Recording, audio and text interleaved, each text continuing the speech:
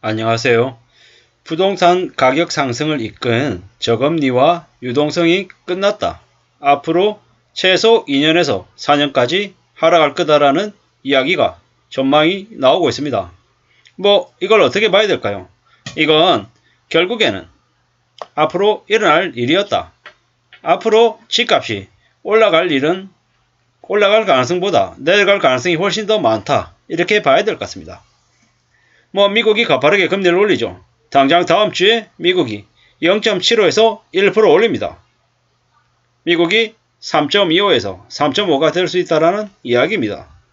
당장 다음 달부터, 아니죠. 당장 다음 주부터 한국과 미국의 기준금리 격차가 역전이 벌어집니다. 당연히 미국이 달러를 빨아들이는 거죠. 그렇게 되면 한국은 물가가 요동치고 부동산 가격이 조정받을 수밖에 없고 주가는 더욱더 내려갈 수밖에 없다라는 거죠. 이러한 일들이 최소 3, 4년은 갈 거다라고 봅니다. 언론에서는 20개월에서 4년 알아갈 거라고 봤는데 저는 최소 4, 5년 갈 거다라고 보고 있습니다. 길게는 4년이라고 하는데 제가 볼 때는 4, 5년 정도일 걸로 보고 있습니다. 그리고 가격을 찍어도 바로 V자 반등하는 게 아니라 오랜 시간 행보할 거다라고 얘기했는데 이것 또한 비슷하게 생각하고 있습니다. 저금리와 유동성이 이제 끝났죠. 코로나 이후에 금리가 0%대로 떨어지고 시중에 돈이 엄청 늘어났죠. 그 때문에 부동산이나 주식이나 코인이나 여러 가지들 거품이 되게 많이 생겼었습니다. 근데 지금은 어떻습니까? 이제 그때에 비해서 되게 금리가 올라가고 있고 유동성들이 점점 줄어들고 있는 상황입니다. 그렇기 때문에 더욱더 원달러 환율은 더 요동치고 있는 거고 금리는 금리대로 더 올라갈 수밖에 없는 거죠.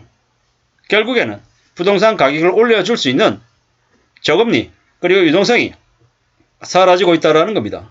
유동성으로 만들어진 가격은 유동성이 끝나고 나면 원래의 가격 출발점으로 내려오는 게 당연하다라고 이제 보는 거죠. 게다가 인구가 계속 급감하고 있습니다. 더 이상 사람들이 과거보다 출산도 적게 하고 결혼도 적게 합니다. 결국에는 신규 주택 수요가 줄어들고 있다고 봐야 되는 거죠. 결국에는 이러한 것들이 부동산 시장에 영향을 미친다라고 봐야 되죠.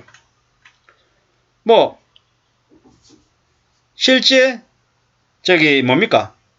실제로 거래되는 서울의 부동산 가격 기준으로 최소 한 40%, 50% 이상 떨어져야 끝날 거다라고 얘기하는데 이건 기단 이 뉴스의 얘기만이 아니라 많은 사람들이 그렇게 보고 있다라는 거죠. 2008년에서 2013년 그때 압구정 현대아파트가 18억에서 13억으로 내려갔고 대치동 엄마아파트가 10억에서 7억으로 내려갔죠. 이게 현실입니다. 그리고 1990년 초반에도 대치동 엄마아파트가 2억 8천에서 1억 3천까지 내려갔던 적이 있죠. 이건 이제 대표적인 아파트들의 이름과 가격을 얘기하는 건데 다른 아파트들 또한 이 시기 때 마찬가지였다라는 거죠. 이제 앞으로는 대출로 집을 산 세대가 높은 이자를 감당하면서 이 지지부진한 횡보장을 버티기 어렵죠. 지금은 부동산이 끝났다라고 얘기하는 사람들이 많습니다. 바닥을 벗어나서 다시 상승하는데 최소 5, 6년이 걸린다. 5, 6년 더 걸릴 겁니다. 7, 8년은 간다라고 봐야 될 겁니다.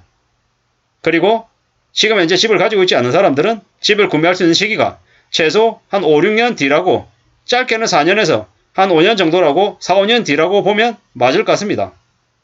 그리고 실제로 가격이 다시 올라갈 이제 시기는 2020년 후반, 2020년 말 정도가 돼야 되겠죠. 이렇게 보는 게 맞겠습니다. 그리고 삼성전자 또한 주식이 지금 현재 5만 전자 이러면서 되게 바닥인 것처럼 얘기하는데 아니라는 거죠. 어쩌면 삼성전자의 주가가 3만 전자가 될 수 있다라고 봐야 될 것 같습니다. 이 또한 금리가 올라가고 지금 현재 유동성이 떨어지고 대외적인 상황들이 많이 안 좋기 때문인 겁니다. 환율 상승 때문에 수출에 유리하다. 아니죠. 아닙니다. 지금은 재고가 너무 많이 쌓이고 있고 다른 나라들의 화폐 가치도 낮아지고 달러만 강해지고 있는 상황이기 때문에 꽤나 안 좋다라고 봐야 됩니다. 코로나 팬데믹 때는 외부 활동보다 집에 있는 시간이 더 많았기 때문에 아무래도 뭐 삼성의 주요 IT 기기들이 매출이 많았죠. 근데 지금은요, 그렇지 못하다라는 거죠. 아무쪼록 우리가 이 힘들고 어려운 현실들을 좀 냉정히 지켜봐야 될 것 같습니다.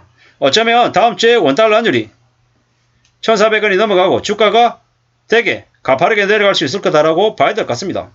다음 주에 미국이 자이언트스텝이나 울트라스텝 하면 한미금 역전 더 심해지고 원달러 환율 1,400원 뭐 이상을 찍을 거죠. 뭐 그리고 한국의 수출이나 아니면 뭐 각종 무역 수지나 여러 가지 상황들은 더 안 좋은 신호들을 계속 보일 것 같습니다. 뭐 이러한 상황인데 주식시장이 좋을 리 없고 부동산 시장이 좋을 리 없고 원달러 환율이 안정될 수 없다라고 봐야 되는 거죠. 이러한 현실에 저 같은 보통 사람들 혹은 여러분들 우리들 어떻게 살아야겠습니까? 어떻게든 현실적인 부분들을 좀 냉정하게 따져봐야 되는 거죠. 뭐 그동안에 지난 5년간은 집을 5억에 샀는데 갑자기 집값이 15억 돼서 시세차익을 10억을 보고 뭐 세금을 내더라도 한 7, 8억을 6, 7억을 벌 수 있다 이런 생각으로 집을 한 채가 아니라 세 채, 다섯 채 이렇게 샀단 말이죠. 갑자기 부자가 됐다라는 환상에 많이 취했었죠. 물론 2020년 초반에 그렇게 뭐 2015년, 16년에 샀던 집을 2020년에 팔았다라고 하면 시세차익을 많이 보고 뭐 많이 이익을 받겠죠. 근데 뒤늦게 뛰어든 사람들 2020년, 2021년에 꼭지점에 사서 뭐 시세차익을 보고 부자가 되겠다라고 생각했던 사람들은 대거 어려움을 겪을 수밖에 없다라는 거죠. 타이밍을 잘못 맞춘 거죠. 뭐 그럼 어떻게 해야 되겠습니까? 뭐 지금이라도 손절매하는 그런 모습들을 보여야 되는 거죠. 시간을 조금이라도 앞당겨서 급매로 내놔서 소진을 내야 된다라는 거죠. 그렇지 않으면 감당 못할 빚 때문에 짓눌려서 삶이 점점 더 힘들어질 수밖에 없다라는 거죠.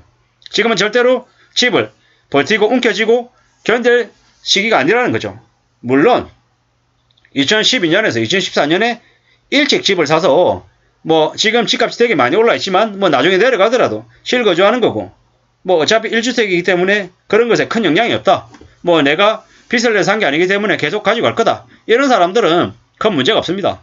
다만 문제는 감당 못할 빚을 끌어안고 산 사람들이 큰 문제라는 거죠. 그런 분들한테 말씀을 드리는 겁니다. 하루빨리 급급매로 처분해야 된다라고.